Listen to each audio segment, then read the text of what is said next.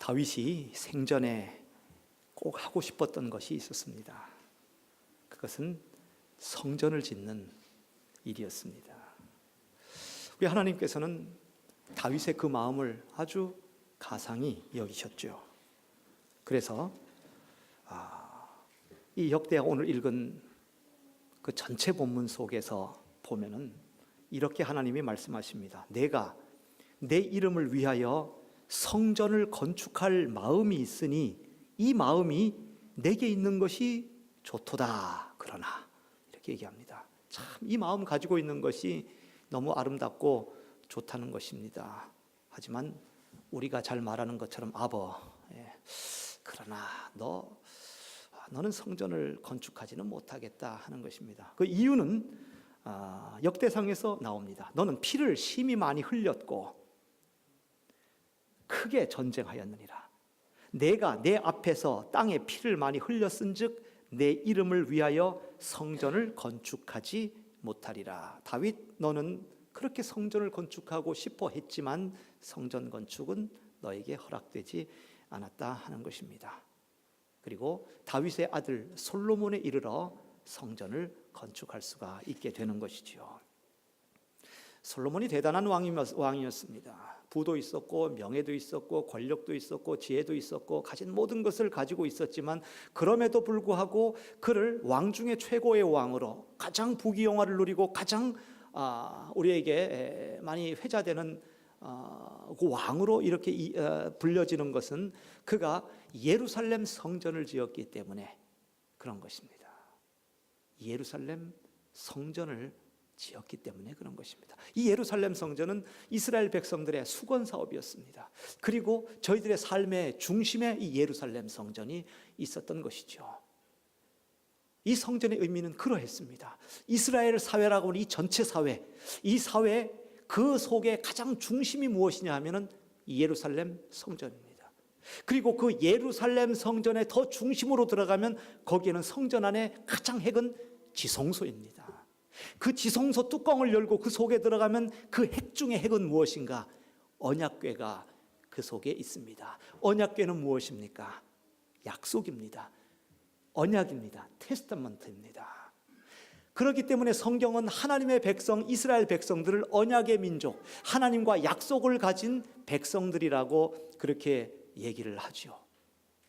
그렇습니다. 이스라엘 백성들은 이미 그들의 조상으로 거슬러 올라가면서 아브라함으로부터 약속의 백성이었습니다. 하나님께서는 아브라함에게 약속을 하셨습니다. 내가 내게 지시할 땅으로 가라. 본토 친척 아비집을 떠나 약속의 땅으로 갑니다. 하나님, 제게 자녀를 허락하여 주시옵소서. 너에게 있을 그 자식은 약속의 자식이다. 이후에 약속의 아들 이삭을 얻지 않습니까? 그리고 하나님께서는 약속의 증표로서 아브라함에게 할례를 행해 주십니다. 그래서 이스라엘 백성들은 이후에 모든 남자아이들은 다 할례를 받게 되고 이것이 바로 약속의 민족의 증표가 된다는 것입니다. 이러한 이스라엘 백성들이 이후에 애굽에서 노예 생활을 하고 그리고 하나님께서 약속하신 그 땅으로 갈 때에 이 광야 40년의 생활 속에서 그들은 언약궤라고 하는 것을 만들어 놉니다. 이 언약궤. 그리고 이 언약궤가 이후에 이 예루살렘 성전의 지성소의 가장 깊은 곳에 들어있게 되는 것이죠. 이스라엘 백성들은 철두철미하게 하나님과 더불어 언약을 맺은 백성, 하나님과 약속을 이룬 그런 백성으로 이해되고 스스로 그와 같은 자부심을 가지고 있었습니다. 광야 40년 동안 언약궤가 생성되었는데 그 언약궤 속에서는 그 가장 핵이 되는 언약궤 속에서는 뭐가 들어있는지 아십니까? 그 속에는 세 가지가 들어있습니다. 하나는 만나가 들어있는 금 항아리가 있습니다. 이스라엘 백성이 쫄쫄 굶었을 때에 하나님께서 만나를 주신 만나가 든 항아리가 있습니다. 또한 모세의 입이 되었던 아론의 지팡이에 쌍난 그 지팡이가 그 속에 들어있었고, 그리고 모세가 시내산에서 받았다고 하는 그 율법, 그 10계명의 돌판이 그 속에 들어 있었습니다. 이스라엘 백성들은 이 언약궤를 가장 중요시 여기고, 그렇기 때문에 40년 동안 가나안 땅으로 가는 그 여정을, 모든 것이 진군하는 이 진영에 있어서 그들의 삶의 가장 중심에 두었던 것이죠. 레위인은 이 성전을 관리하였고, 나머지 11지파 또 하나 나누어서 총 12지파에 해당되는 사람들이 좌우 그리고 앞뒤 동서남북으로 이것이 진영을 꾸리면서 언약궤를 중심으로, 성막을 중심으로, 성전을 중심으로 진군하면서 약속의 땅으로 나아갔다라고 하는 것이죠.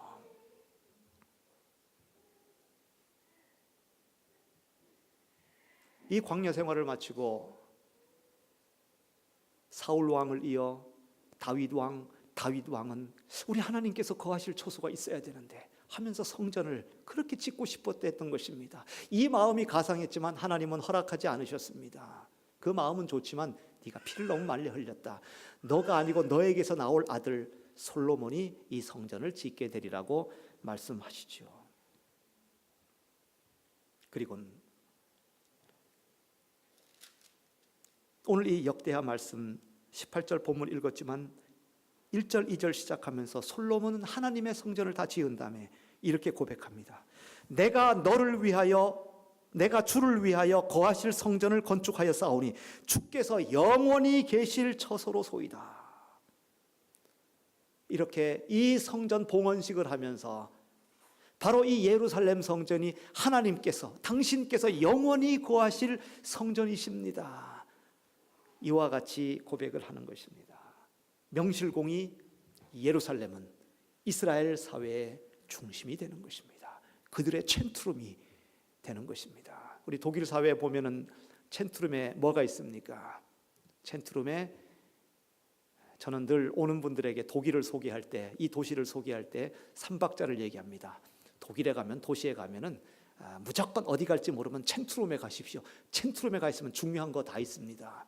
거기 가면은 첫 번째 시장이 있습니다. 두 번째 시청이 있습니다. 세 번째 교회가 있습니다. 늘 이 세 박자가 있죠.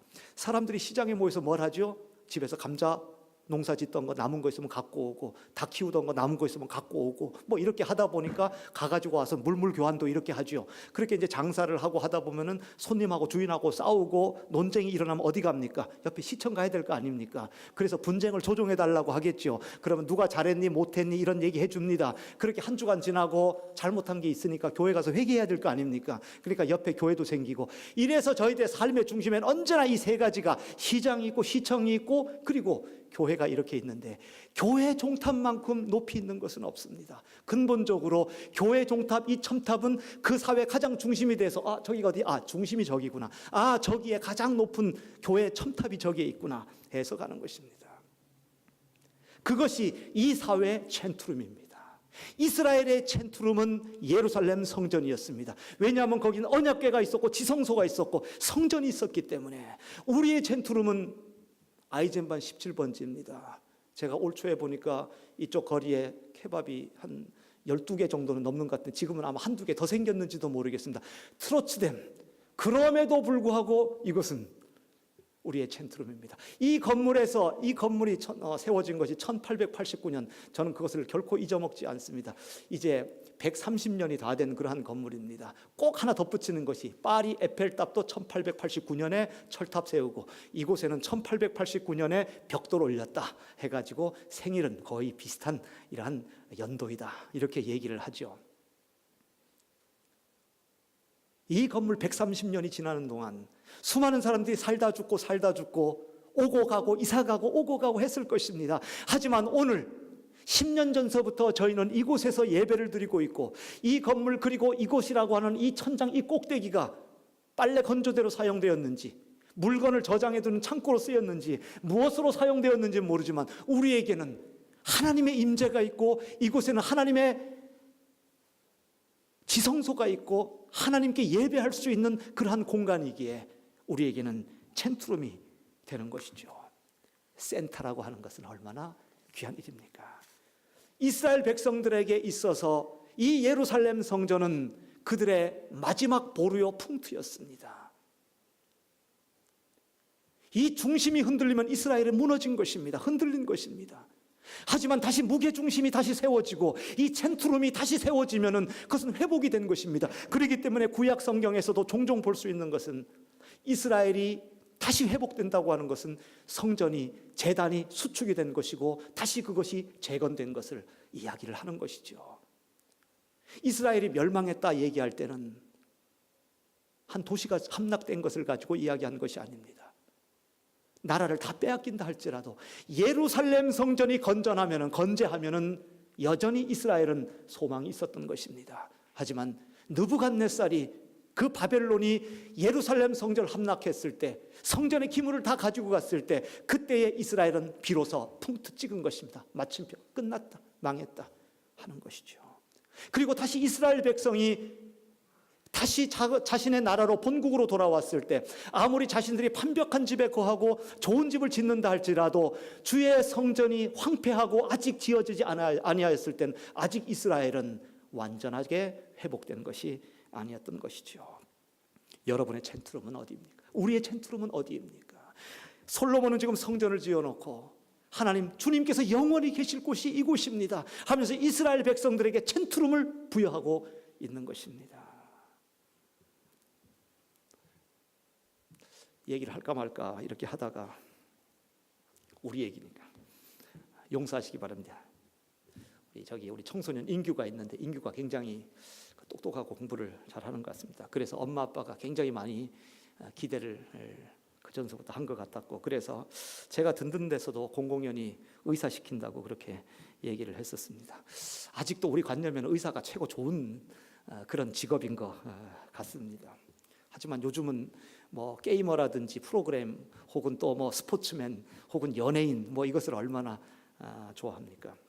그래서 제가 좀 우스갯소리로 그렇게 얘기했죠. 우스갯소리라기보다도 얘기했습니다. 인규가 아주 어릴 때 보니까 축구를 굉장히 잘하는 거예요. 조그만 게 축구를 굉장히 잘하네. 그리고 아주 근성이 있어가지고 끝까지 달라붙고 하는 게 너무 잘해가지고 제가 엄마한테 얘기를 했잖아요. 집사님, 인규가 축구를 잘하는 것 같은데 이 좀 유소년 클럽 같은데 보내갖고 축구를 좀 시키면 어떻겠습니까? 이렇게 얘기를 제가 했죠. 했더니 하는 얘기가, 그래요? 그러면은 얘를 축구 잘하는 의사로 만들면 된대요. 그래서 야, 의사는 절대 떨어지지 않는구나. 도무지 그놈의 것이 뭔데 그렇게 축구 잘하는. 그래서 아마 그 다음에 직접 얘기했는지 아니면 시간이 조금 지나고 얘기했는지 모르지만 보니까 제가 또 이렇게 얘기했습니다. 보니까 인규 아빠도 성악을 하고 참 노래를 이렇게 잘하니까 아마 분명히 그 유전자를 타고난 게 있으니까 얘를 좀 노래를 시키면 어떻겠습니까? 했더니 뭐라고 했겠습니까? 여러분이 생각하는 그겁니다. 노래 잘하는 의사 만들면 된다는 거예요. 참 세상에. 그래서 제가 세 번째, 네 번째 얘기했겠습니까? 안 했겠습니까? 얘기 안 했습니다. 왜냐하면 영원히 떠나지 않는 것은 의사니까. 인규 의사 안 해도 돼. 상관없어. 우리에게 중요한 건 그것이 아닙니다. 우리는 무엇을 기준을 담고 이렇게 있는가? 변치 않아야 할 것이 과연 무엇이 있는가? 다른 모든 것은 수식어입니다. 우리 삶에 있어서 우리의 센트룸, 우리 인생의 센트룸, 변치 말아야 될 그 기준을 꼭 잡고 있어야 되는 것은 나의 피아노, 나의 바이올린, 나의 운동, 다른 것들이 아닙니다. 하나님께서 나를 자녀 삼아 주셨기에 The man of God로, 하나님의 사람으로, 하나님의 백성으로, The Son of God, 하나님의 자녀로서 그것이 우리의 삶의 센트룸이 될 때 이스라엘은 흔들리지 아니하였던 것입니다. 우리 한국 축구가 멕시코에게 2대1로 졌지만은 저는 유감 없었습니다. 야, 진작 저렇게 스웨덴하고 좀 했었어야 되는데 왜 그렇게 소극적으로 하지? 손흥민 너무 멋지게 났다. 손흥민이 운동하기 전에 기도하는 모습을 보았습니다. 그리고 그는 에이스라고 하는 그 어깨에 많은 그 짐이 있었던 것 같아요. 그런데 시원하게 한 골 딱 넣고 2대1로 져도 전혀 문제없다. 그리고는 우리 선수들은 그걸로 16강 탈락한 걸로 딱 생각했는데 어저께 독일이 5초 남겨놓고 토니 크루즈가 크루즈 미사일 쏘듯이 이게 완전히 골대 안으로 쑥 빨려 들어갔는데 하민이가 우리랑 축구할 때 맨날 연습하던 그 볼이었습니다. 맨날 한쪽에서 골키퍼를 지나가지고 이렇게 한쪽으로 자꾸 넣는 거, 손이 안 닿게 하는 바로 그 골을 갖다가 탁 집어넣었습니다. 그렇습니다. 축구 선수를 하더라도, 공 잘 차는 하나님의 사람, 의사를 하더라도, 병 잘 고치는 의사, 음악과 악기를 하더라도 연주를 잘하는 하나님의 사람, 다른 사람의 입을 즐겁게 하고 배를 채워줄 수 있는 귀한 요리사가 된다 하더라도 요리를 잘하는 하나님의 사람, 이 얼마나 귀한 일인가. 우리의 삶의 중심은 어디 있는가. 이 중심이 흔들리게 되면은 솔로몬이 고백한 것처럼 헛되고 헛되며 헛되고 헛되니 모든 것이 헛되도다, 이렇게 전도서 1장 2절에서 솔로몬은 이야기를 하는 것과 같이 우리의 삶의 중심에 그 어떤 것이 끼어 있는다 한다면 그것이 우리에게 가장 중요한 인하이트가 될 수는 없습니다. 우리의 삶의 다른 모든 것들은 수식어가 되어야 하는 것입니다. 나를 수식하는 것이 되어야 되는 것이지, 의사가 내 자신이 아니고 의사가 나를 수식하고, 운동이 나를 수식하고, 음악이 나를 수식하고, 다른 모든 것들이 나의 수식어가 되어야 되는데 그 수식어가 수식해 주는 것은 하나님의 사람, 지성소, 성전이 되어야 한다는 것이죠. 그것이 이스라엘 백성들의 삶의 중심이었습니다.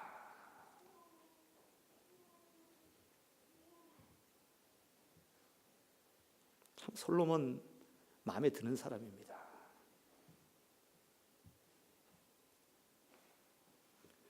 왜 마음에 드냐 하면은 오늘 읽은 말씀 본문 때문에 그렇습니다.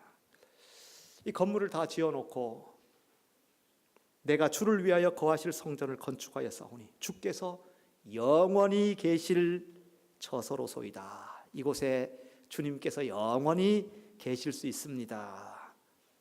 이렇게 고백했는데 솔로몬이 만약에 그걸 그대로 생각하고 믿었으면은 순수한, 순박한, 천진난만한 사람이었을 텐데 18절에 이야기하는 것이 하나님이 참으로 사람과 함께 땅에 계시리이까? 보소서, 하늘과 하늘들의 하늘이라도, 하늘 3번 나옵니다. 이렇게 넓은 궁창, 이렇게 넓은 하늘이라도 주를 용납하지 못하겠거든 하물며 내가 건축한 이 예루살렘 성전이 뭐라고, 백향목으로 짓고 뭐 나무 쪼가리 뭐 금으로 좀 칠하고 이런 이 예루살렘 성전, 사람들은 아름답다 할지 모르지만 어찌 여기서 당신께서 머물 수 있겠습니까? 하늘의 하늘이라도 감당 못하겠는데. 그렇기 때문에 저는 솔로몬이 꽤 마음에 듭니다. 이분 모르는 것은 아니었구만, 다 알고 계셨구만. 하나님께서는 이사야의 입을 빌어서 이렇게 얘기합니다. 이사야 66장 1절에 나오는 말씀입니다. 하늘은 나의 보좌요 땅은 나의 발판이니 너희가 나를 위하여 무슨 집을 지으랴? 내가 안식할 처소가 어디랴? 비록 아이젠반 17번지 이렇게 이 공간을 만들었다 할지라도 과연 하나님께서 물리적으로 계시는가? 이곳은 하나님을 수용할 수 없습니다. 너무 작습니다. 예루살렘 성전 아무리 아름답게 짓고 온 국민들이 함께 돈을 모고 함께 모든 재료를 모아서 지었지만은 그것이 하늘과 하늘들의 하늘이라도 하나님을 감당하지 못하겠는데 어찌 예루살렘 성전이 하나님을 수용할 수가 있겠습니까?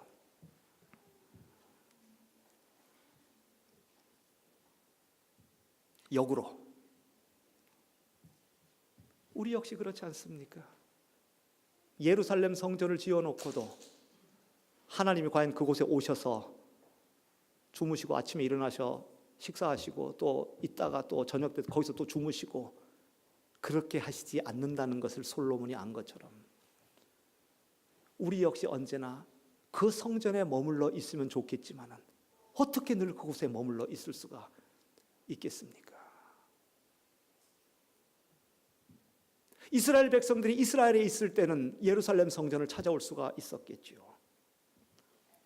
하지만 그들이 특별한 일로서 그곳에 있지 못할 때는 어떻게 합니까? 그 가운데 우리가 대표적인 한 분을 소개할 수 있습니다. 바벨론 느부갓네살에 의해서 포로로 잡혀갔던 다니엘입니다. 다니엘이 이후 왕인 다리오 왕 시절에 크게 신임을 받았습니다. 그가 신임을 받자 다른 총리들과 대신들은 다니엘에게 시기감을 가지게 되었습니다.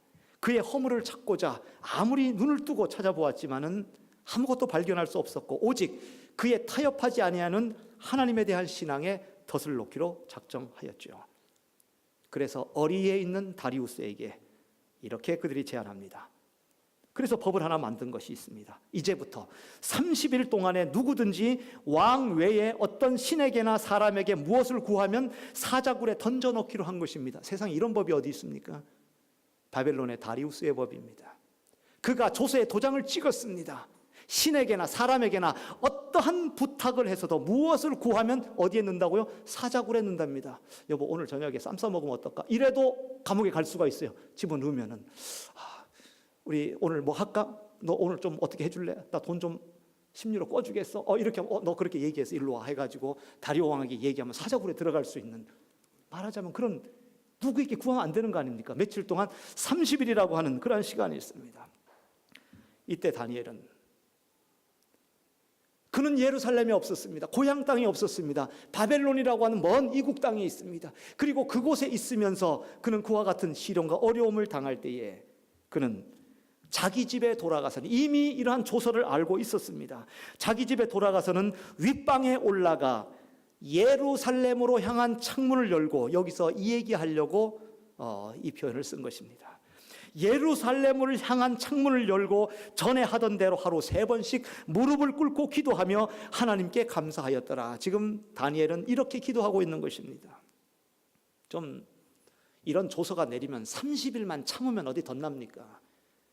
좀 30일만 좀 이렇게 하고 그냥 기도할 때도 예루살렘으로 향한 그 창문을 열지 않고 그냥 이렇게 맨자에서 우리 밥 먹을 때 대충 이렇게 기도하듯이 그냥 이렇게 좀 하고, 혹은 뭐 이렇게 이렇게 기도하고 이렇게 해도 될 텐데, 굳이 예루살렘으로 향한 그 창문을 열고 윗방으로 올라가서, 그리고 하루에 3번씩 무릎을 꿇고, 꼭 무릎을 꿇어야 되겠습니까? 하지만 물리적으로 무릎을 꿇었습니다.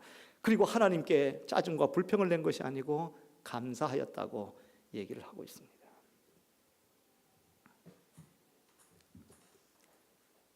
우리 하나님께서는 지금 솔로몬이 지은 이 예루살렘 성전에 거하고 계시는가? 솔로몬은 알고 있었습니다. 하나님이 참으로 사람과 함께 땅에 계셔서 이 예루살렘 성전에 계시겠는가? 그렇지 않은 거 알고 있었습니다. 그리고 이스라엘 백성들이 이 예루살렘 성전에서 언제나 머물 수 있다고 알았을까? 그들이 먼 이국 땅에 전쟁하러 가거나 다른 땅에 여행하거나 방문하거나, 그리고 이렇게 다니엘처럼 포로로 잡혀간 이런 경우에 기근이나 흉년이나 질병이나 어려움이나 이 모든 것이 있을 때 성전을 향하여 기도할 수 있는 그 마음을, 이 성전을 하나님과 우리 사이의 아이 콘택으로 주신 것입니다. 이 물리적인 공간 이 자체보다도 이곳이 바로 하나님과 우리의 만남의 장소로 만들어 주신 것입니다. 오늘 말씀 슬쩍 읽으면은 잘 모를 수도 있지만은 특별히 20절 말씀이 오늘 말씀의 핵심이고 끝으로 가려고 합니다. 한번 20절 말씀 함께 다시 한번 볼까요? 같이 한번 거기 읽어보겠습니다. 같이 한번 읽어보겠습니다. 같이 시작. 주께서 전에 말씀하시기를 내 이름을 거기에 두리라 하신 곳 이 성전을 향하여 주의 눈이 주야로 보시오며 종이 이곳을 향하여 비는 기도를 들으시옵소서. 한번 잘 보셨습니까? 주께서 전에 말씀하셨습니다. 내 이름을 거기에 두리라. 하나님의 이름, 하나님의 명패, 하나님의 문패가 성전에 있다는 것입니다. 그리고 이 성전을 향하여 주의 눈이 눈동자처럼 이 성전을 향하여 고정시키고 있는 것입니다. 비록 하나님께서는 하늘에 계셔서 들으시고 보시고 여기 안 계신, 물리적으로 안 계시는 것 같지만 하나님께서는 지금 그분의 시선을 이 성전에 두고 계신다는 것입니다. 바로 예배하는 바로 이 장소, 이 시간, 바로 여기에 하나님의 시선이 머물러 계신다는 것입니다.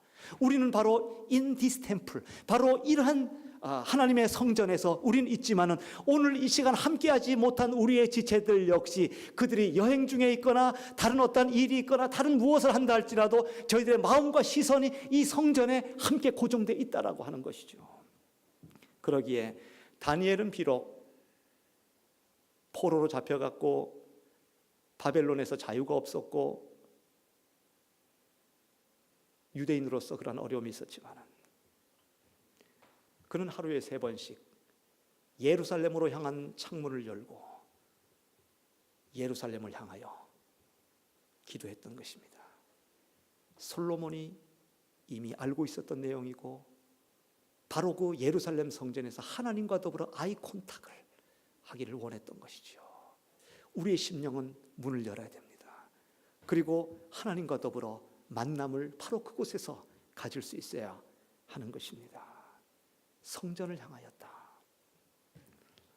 아랍에미리트 비행기를 한번 탄 적이 있었는데 비행기를 타면은 꽤 오랜 시간 갈 때 되면 영화 같은 것도 보시죠.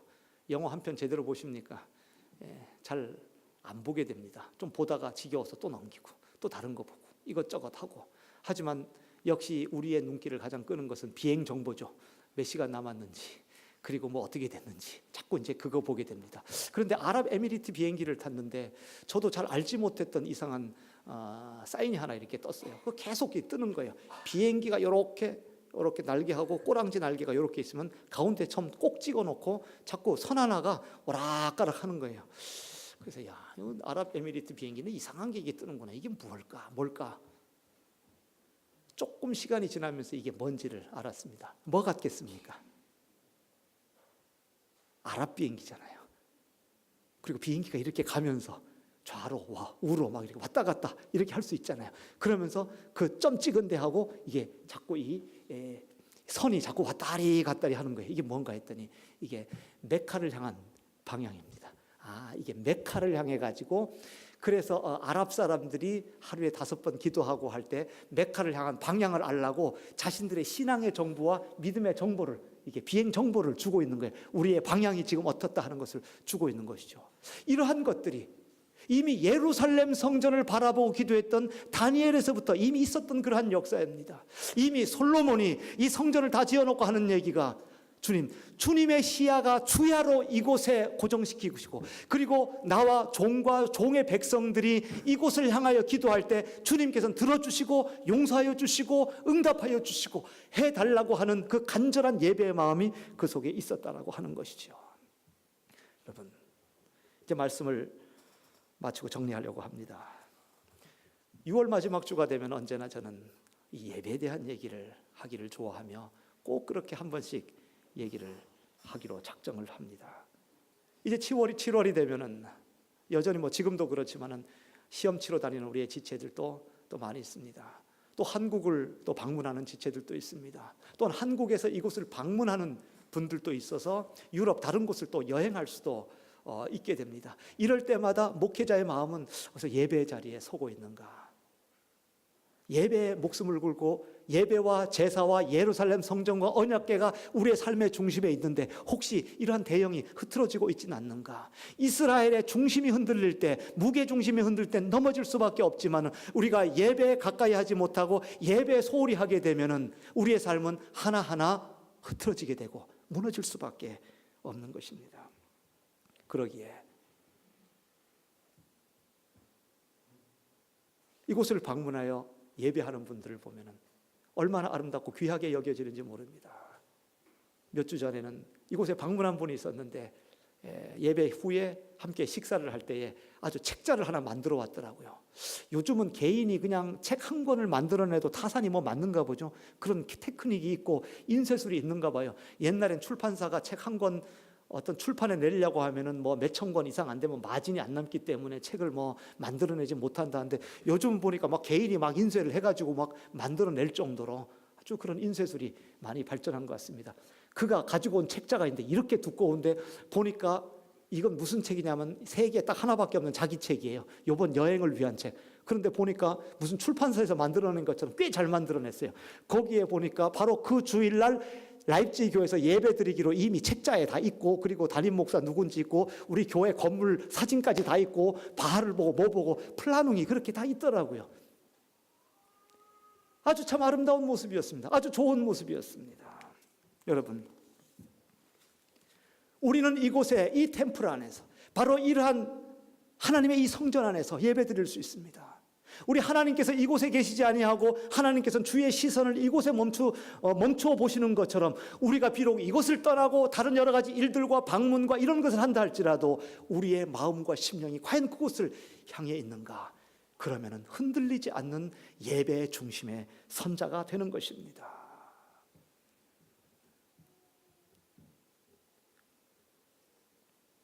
예배를 귀히 여기는 올 한 해 후반부도 되기를 바랍니다.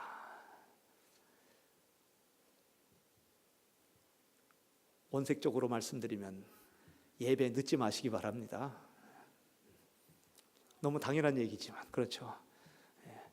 또 원색적으로 말씀드리면 뒷자리에 앉지 말고 앞자리에 앉으시기를 바랍니다. 우리 성가대원도 여기저기 여행을 하고 또 없기도 합니다.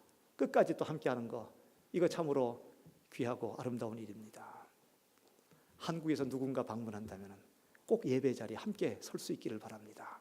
혹 우리가 다른 도시를 방문하고 다른 나라를 방문하고 한국을 방문하십니까? 제가 꼭 마지막에 이 얘기를 하죠. 여행을 할 때는 부킹닷컴으로 가장 저렴하고 가장 좋은 호텔을 구하는 것이 아니고 일단 갈 도시에 어디서 예배를 드릴까 하는 곳부터 찾을 수 있기를 바랍니다. 말씀을 마무리하면서 이스라엘의 중심은 예루살렘 성전이었습니다. 그 성전의 중심에는 지성소가 있었습니다. 그 지성소 속에서는 언약궤가 있었습니다. 그 언약궤 속에서는 하나님께서 이스라엘 백성들과 약속했던 약속이 거기에 있었던 것입니다. 그것이 이스라엘 중심의 핵 중의 핵이요 핵 중의 핵이었던 것입니다. 그것이 흔들리지 않을 때 이스라엘은 결코 흔들리지 않는 것이었습니다. 우리의 삶 가운데 가장 중심의 그 귀한 가치와 가장 중심의 무게중심은 무엇입니까? 우리는 돈이 아님을 알고 있습니다. 명예가 아님을 알고 있습니다. 우리가 추구하는 어떤 목표가 아님을 알고 있습니다.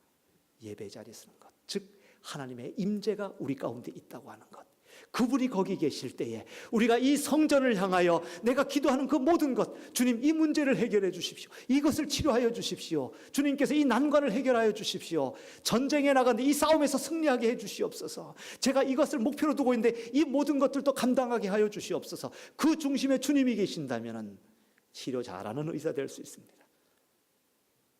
골 터트리는 선수 될 수 있습니다. 가장 중심에 우리 주님이 임재해 계시는 그러한 삶이 이번 한 주간 또 우리의 후반부의 모든 인생, 우리의 삶이 되기를 주님의 이름으로 축원을 드립니다. 우리 함께 기도하겠습니다.